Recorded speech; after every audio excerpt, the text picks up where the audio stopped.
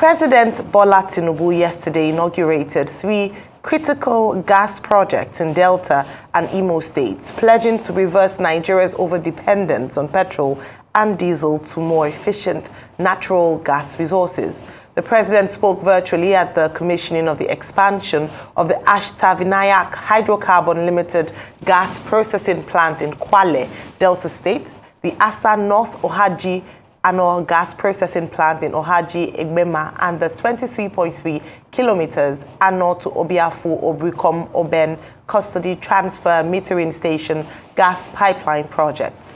Tinubu stated that the 3 projects were of utmost importance to him as it significantly increased Nigeria's aspiration to embrace cleaner and more efficient fuels. He noted that his recent directive to government agencies to fully embrace vehicles powered by compressed natural gas, CNG, was a step in that direction. To reiterate the federal government's resolve to continue to provide support to deepen domestic gas utilization, increase national power generation capacity, revitalize industries, create new and exciting job opportunities. 2 things have happened in our country today. There is an ample fiscal environment today. The laws are good. It encourages gas development. Taxation is lower. Businesses can make more money from gas in this country. And that's why we are seeing renewed interest in taking investments in the floating LNGs. That's already what is already happening. We are already progressing massively on one other LNG project. I'm not mentioning them because of the non-disclosure agreement with our partners. And there are a number of other floating LNG projects that are now ongoing. And this is really history in the making. All right, investment in gas this morning in focus. Rufai, your take on the story?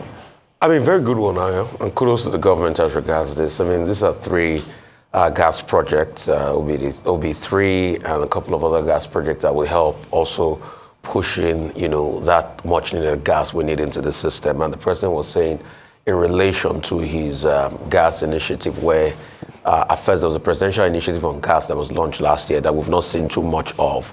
But that's also supposed to tie around CNG and all of that, which when speaking to a lot of stakeholders in the system, they said, yes, I think the kickoff money of about 250 billion has not really trickled down. And that's why you have a lot of challenges with, getting CNG and the likes. But with these 3 stations, yes, they're going to add, to the gas and everything. And also when you look at the work NLNG is doing, I think with Stream 7 and a couple of other gas installations, yes. But I think what we should now ask questions will be about very, very concrete availability of gas itself. Number 1 will be, how can we ensure that gas in different forms become readily available?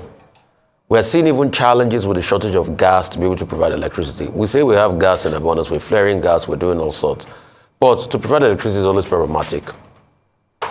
To a large extent, we have also seen the challenges in getting readily available cooking gas.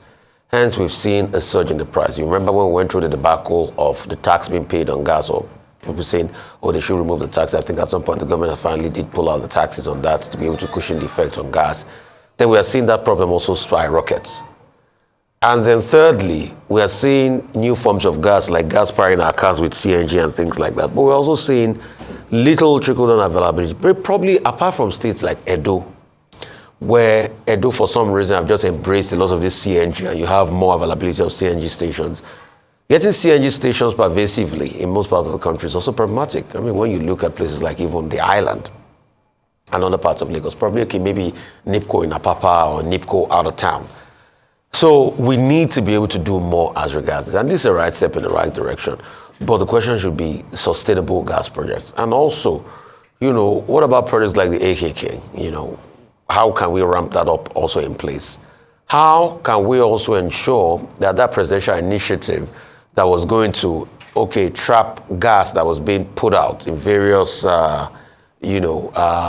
facilities that make gas escape and all of that, that's going to trap that gas and then use it for something? There was a government scheme at some point that was going to talk about concession, as regards of those stations and fields. How are we going to ensure that to be able to bring gas? Because you see, Nigeria is more of a gas nation. You see some people go to some oil well, they dig out the oil well, they see a lot of gas, they shut it down. So that's to show you the abundance of gas we have on the ground. And when you check the rankings, Nigeria is one of the first 10 countries in the world that has a lot of reserves of gas. But the question is, how can we now then take the gas out of the ground and harness it as two things? Number one, a transit energy into having climate change goals. And secondly, a transit energy to be able to help stabilize our economy. And so those are the conversations, and we've not really done a lot with gas, and that's why this is a welcome development. Absolutely, welcome development. And two things for me in terms of this news. Number one, of course, is this demonstration by this administration to its commitment to exploring opportunities in diversifying incomes through gas and reducing dependency on petroleum. And this is what we've talked about a number of times when we talk about the energy sector and the potentials thereof, where we haven't even quite fully tapped into. Two things the president said that I think is worthy of note is one, talking about the potential for investors. So again, that call for investors and seeing it as a viable opportunity for investment. And the second was assuring the investors that when they do come in to invest in this sector, there would be ease of doing business. And when we look at attracting investors to Nigeria, to different sectors, one of the things we keep talking about is that when they come, is there an assurance that they will be able to conduct their business in an easy manner, in a way that is beneficial to them and the Nigerian people and the nation as well. So it was good positioning, and this is a demonstration that the government is committed to doing that. He couldn't attend physically. However, to demonstrate how important this was to this administration, he ensured that he was able to speak to the people and formally inaugurate or formally launch via, thank God for technology. Yes, maybe that's also an advertisement for investment in infrastructure. During COVID. Yeah, infrastructure and also technology. But again, like you said, a few critical things must happen for us to see that the administration is committed to investment in gas. We talk about gas flaring. This would also potentially reduce gas flaring, and we look at the attendant effect on the environment. Since we've talked about this a number of times. We keep saying Nigeria is a gas nation, and when we say that, people are like, what do you mean it's a gas nation? We don't see that. We haven't been able to explore the opportunities. And maybe this is the administration to do that. Perhaps this is the commitment that we need in terms of ensuring that we have sufficient investment in that sector to ensure that we're able to maximize potentials in that sector. Again, as we often say, it's not just about the launch, it is what will happen after the launch. It is continuous investment. It is ensuring that that sector is free to a very large extent from corruption, from people who would want to sabotage or take advantage of the system and not allow us to gain, completely from the proceeds of that particular sector. So this is a great step in the right direction. CNG buses, even though yesterday, and I thought that was a very interesting interview with Prince Audu, where he said that alongside CNG, the world is gradually moving away from CNG cars. Let us even begin to look at and talk about investment in electric vehicles. Yeah. That's where the world is going into. So when we celebrate certain, moves or progress, we must also look at it vis-a-vis what other things, what the world is moving towards. So if we're moving towards electric vehicles, talked about the potential in solar energy and how we can power vehicles that way, that whilst we celebrate CNG vehicles and buses like the president keeps on telling us, we must also look at the future. We cannot continue to be stuck in the past. The future is electric vehicles. What is Nigeria doing in that area? What is the potential in terms of even tapping into that and attracting investment? But all in all, good news this morning, and hopefully we can build on the gains of this news. We'll move on to our next story this morning. The Consumer Price Index, CPI, which measures the rate of change in prices of goods and commodity, further increased to 33.69% in April compared to 33.20% in the preceding month. The National Bureau of Statistics, NBS, disclosed yesterday. Year-on-year, the headline index stood at 33.69% compared to 22.22% recorded in April 2023. According to the CPI report for the month, the food index stood at 40.53% year-on-year, representing 15.92% increase compared to 24.61% in April last year. Core inflation, including energy prices, rose by 6.87% year-on-year to 26.84% in the review period, compared to 19.96% in April 2023. On an annualized basis, the rise in food inflation was attributed to increases in prices of millet flour, gari, bread, wheat flour, pre-packed semovita, which are under bread and cereals class, yam tuber, water yam, cocoa yam under potatoes, yam and other tubers class. Other contributors to food inflation included coconut oil, palm kernel oil, vegetable oil, among others under oil and fat, dried fish, sardine, catfish dried, mudfish dried under fish class, beef head, beef feet, liver, frozen chicken under meat class, mango, banana, grapefruit under fruit class, Lipton tea, Bonvita, Milo under coffee, tea, and cocoa class. Okay, I'm not sure I would say this is surprising in terms of but still red mark in terms of the inflation numbers. Your take on this story, Rufai? It's a big red mark, Ayo, and we saw it coming.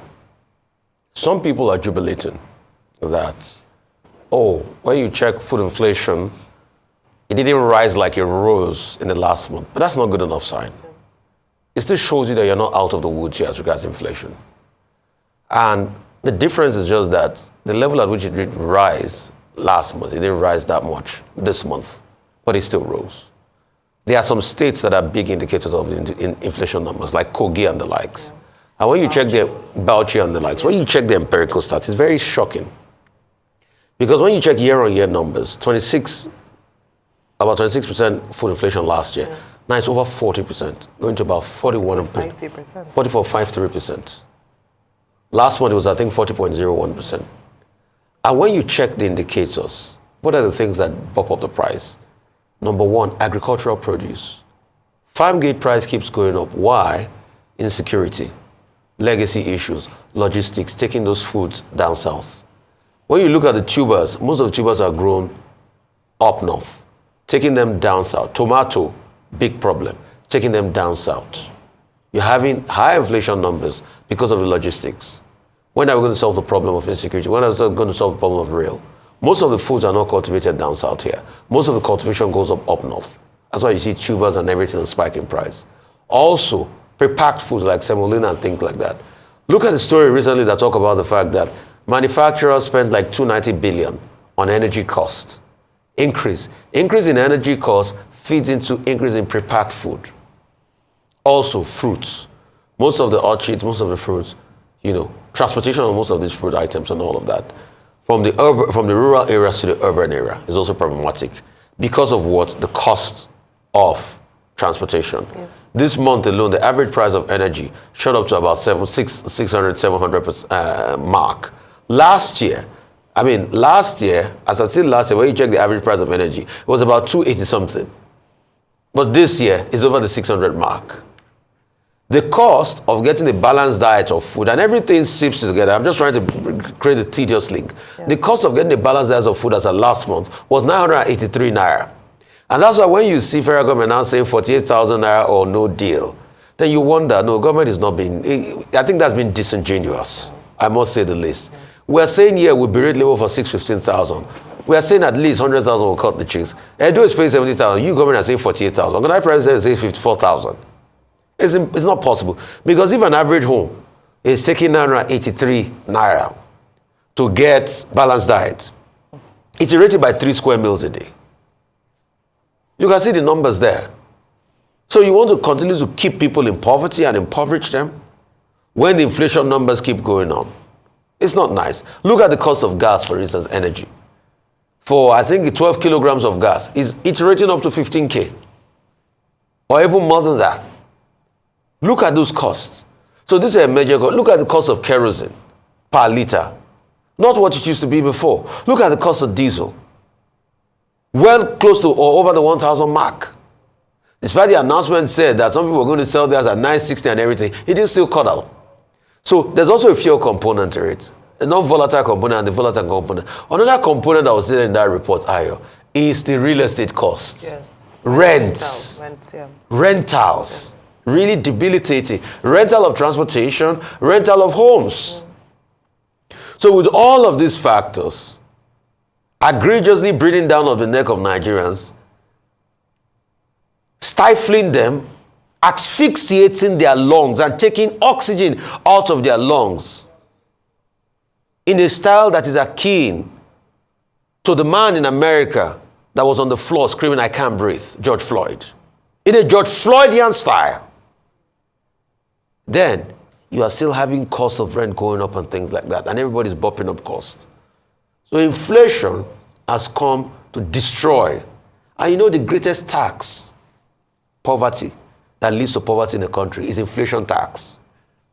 And that's why we condemn the cybersecurity level, because Nigerians are already paying the greatest tax on inflation. And that's why when the government official came out to add the effrontery and the unmitigated temerity to say recently that Nigeria purchasing power increase, I say, what is he saying? What is he really saying? What is he pondering? Kilo Sogon. The numbers are there. All right, so these numbers are a reflection of what, or just giving facts to what the evidence on ground is. We see this play out, the numbers play out in terms of the hunger in the land, people saying that they are hungry. Look at the fact that the purchasing power of Nigerians have been eroded, contrary to what that government official might have said. It has eroded. If you speak to the 1, 2, 3, 10 Nigerians, the narrative would be quite similar in terms of the fact that it has become quite difficult to put food on the table. The second aspect, of course, would be the impact on business owners. I'm saying this because we can have the statistics and the numbers from NBS to validate what we have continuously said in terms of the fact that life has become more difficult for Nigerians in the last few months, and the inflation numbers speak to that. Before, you talked about the drivers of inflation, core inflation, and now food inflation as well. But it's also a recommendation by Mr. Muda Yusuf, who had said, the former LCCI MD, who had said that it was important that the monetary aspects of things in terms of tightening of the belt, increase in basis rates, should be put on hold so as not to stifle businesses and the purchasing power of Nigerians even further. Because whilst we've seen that, the numbers increase, that's the solution in terms of monetary policy, tightening interest rates, it has also not been able to, as we see, fully tame inflation, but also impoverished many Nigerians. What he said and he proposed, and which we've also said, and in agreement with what we've consistently proposed here, is a complementary fiscal side to things. We cannot continue to implement monetary policy, tighten the interest rate or increase interest rates, and not fix the fundamentals. This is what we've consistently said, thereby making it that even if there are gains made in terms of inflation numbers, it will not be sustainable. You talk about farmers going to their farms. You talk in terms of food inflation, driving food inflation, and that is important. We haven't seen anything. Yesterday, we took the news of 80 people kidnapped in Katsina. So we haven't yet addressed the security challenges, and we haven't seen a move except from news and positive posturing or positive messaging. We haven't quite seen concrete, and these are the reported numbers, by the way. There are many unreported or underreported cases of violence and insecurity, especially in the north and in the middle belt. If this isn't addressed, we'll continue to see increases in terms of the food inflation going up and going higher. You talk about rentals. Everything has a knock-on effect. Thankfully, 1 year will be a few days' time of fuel subsidy removal, and we've not been able to fully address the challenges that have been faced as a result of that. The hike in prices have been come out of that, and even further hikes in prices like the electricity tariff that we've talked about. So for me, we can talk about the numbers, but the most important thing is the effect on the Nigerian people, the purchasing power of Nigerians, and the suffering of the people, and how we will be able to get out of this mess.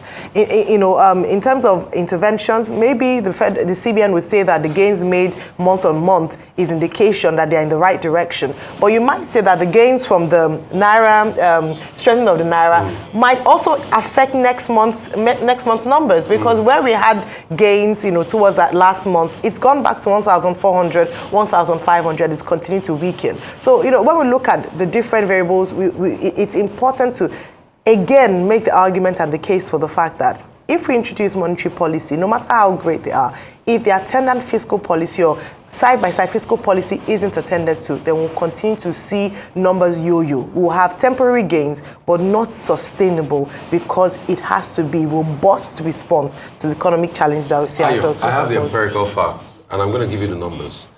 The price of removal of subsidy gone, and floating of the naira, Yeah. the effect on Nigeria is a 14.47 inflation hike, close to 15% inflation. Yeah. As at April last year, inflation was 22.22. Today, it is 36.33 or something. Yeah. It's a 14.47% inflation. 33.69. 33.69. So it's close to a 14% inflation gift we've given Nigerians.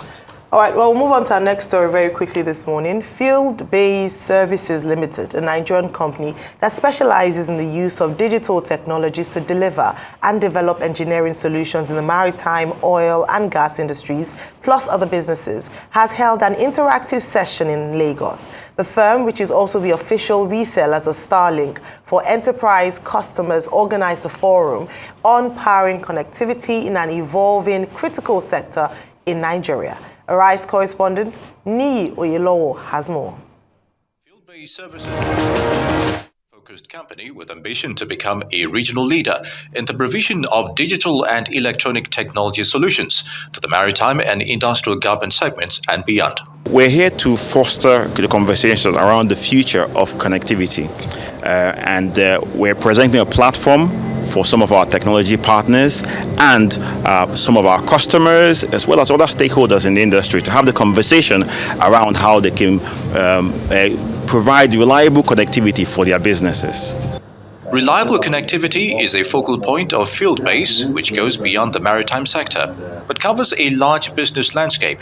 With the theme powering critical connectivity, seamless coverage can be achieved with a convergence of networks and prospects for non-terrestrial platforms.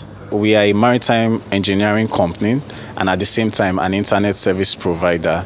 So for the maritime space, we provide navigation systems, communication systems, and as well as internet on board vessels. And of course, for businesses, for schools, and for companies that are, in this gathering this morning, we provide internet for them through our collaboration with Starlink. Of course, you all know that Field-Based Services Limited, if you go to Starlink websites, most of you're going to get our name first on their websites, as an authorized reseller of Starlink. Field-based Starlink service delivery is top-notch. The lightning fast internet is actually a reality. We deployed Field-based over a year ago now, and it has always been easy breezy, walk in the park.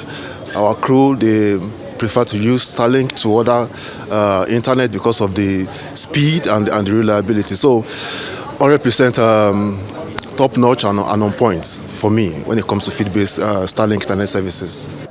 With Field-based, hybrid connectivity solutions and Starlink's large satellite network, the features of versatility, reliability, cost-effectiveness, and flexible contract plans can be achieved with the use of data, high-speed internet transactions, and other business-related solutions. Niyi Oyelowo, Arise News.